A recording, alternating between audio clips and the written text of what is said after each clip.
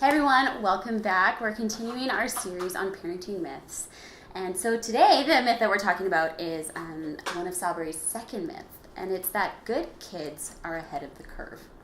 And as Connie and I, we were just kind of talking about this before we started filming, but this is really, I think, like a 21st century myth. Like, I think of my mom's generation, and there wasn't near as much pressure as there is on kids now to be achieving so high academically, to be involved in all these extracurricular activities, to be quote unquote gifted or not gifted, or academic testing and all this kind of stuff. Like, this is something that I think is kind of new and maybe a little bit of a reflection of our our consumer, more fast-paced culture and society. Like, we've just become more competitive. I agree. Yeah. Yes, it's almost like what preschool you put your child in determines what university they're going to go to. And for real, I'm like, it kind of blows my mind, but that's so true. And a lot of people spend a lot of money and time and energy just sort of setting up their kids' lives this way, or putting so much stock in their children's external achievements. And I think that is really what this myth is targeting, is that somehow we have equated our children's external achievements or their behaviors with our skill as parents. And I think it's kind of ironic because, how many times have, you've heard so-and-so talk about, oh, my little Susie, like, she's, does fantastic in school. And they're just really excited. But when little Susie's struggling, it's, oh my gosh, her teacher is just terrible. Yes. Right? And, we're all, I think, pretty guilty of that, and that's a human thing. But it's just ironic to me that we really, I guess, get our worth as parents from how well our children are doing, or that's how we measure how good of a parent we are. Especially when we're chatting with other parents. Yes. Oh, so what does your child do? And, and that does become kind of the banter back and forth. Absolutely, which makes sense that as parents you want to talk about our kids, but I think sort of subconsciously it becomes this a little bit competitive. And I think it's unfortunate in that it really, I think, sort of decreases our chances to get that natural support from other parents to actually talk about, you know what, I don't know what to do in this situation. My kid's struggling. That's so hard to do, especially with parents that you don't know very well. Oh, it is so true. Yeah. And I find that a lot of parents don't want to admit Yes. when their kids are struggling. Yeah. Because there's a stigma on Absolutely. that. There's a stigma of, oh, well, how could your child be struggling? Yeah. My child's doing wonderful. And there's a lot of that. Yes.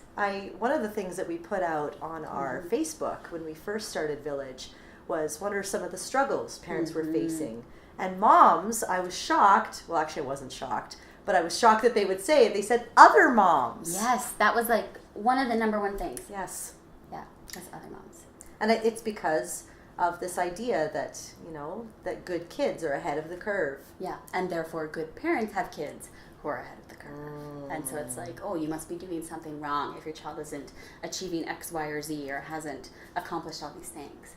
And I think that, when we really take a step back and sort of remove the parent from the equation, what does that do to that child in that situation?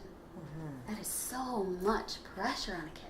Yeah. And I wonder if that's why there's such a rise in anxiety today, especially in the last 10 years. Yeah. Now 1 in 5 kids struggle with anxiety statistically. Yeah. That's insane. And not just, teenage children. Like, this is like elementary school kids. Yes. Who are anxious. Yes. And I think it's really hard, and not that parents who, sort of fall into the trap of this myth are doing so intentionally. I think that there's so many messages from our culture and our society that really enforce this and make us feel like, well, the only way I can set my child up for a successful future is by pushing them to do all these things, by making sure that they're in all these activities or have success in this area. Like, I think there's a lot of that goes on, and a lot of it, I think, is fear motivated for parents. Very fear motivated. Yes, I agree. Yeah. Like, of course you want the best for your kids. You want to push them. You want to make sure they have the best opportunities and chances of success in the future. But in the meantime, we miss this moment. And we miss the fact that what kids need the most from us is just permission to be who they are. Wow. And what's really ironic to me, like, Daniel Goleman, like, he talks a lot about emotional intelligence. And a lot of the research that he's done looking at people as CEOs and things like that, what makes them the most successful is not what university they went to. It's not their IQ. It's not how many awards or achievement certificates they have. It's honestly their ability to be emotionally in tune with themselves and with others. They can self-regulate, they can self-soothe, they can have good conversations, they can communicate effectively. Those are not things that kids learn by having to tick off all these boxes. Those are things they learn in play, in genuine interactions with their parents, in downtime, in moments where they get to just sit and do nothing and be bored and have to figure out what do you do when you're bored. Oh, wow. Right? Yeah. And I think we're missing that with just how fast-paced our society is right now. So if you're a parent who identifies with this myth, we would love to hear from you, to hear about ways that you think it might have impacted you, or if you want to follow along and read Sal Berry's book with us, we would love that. And we just so look forward to seeing you next time.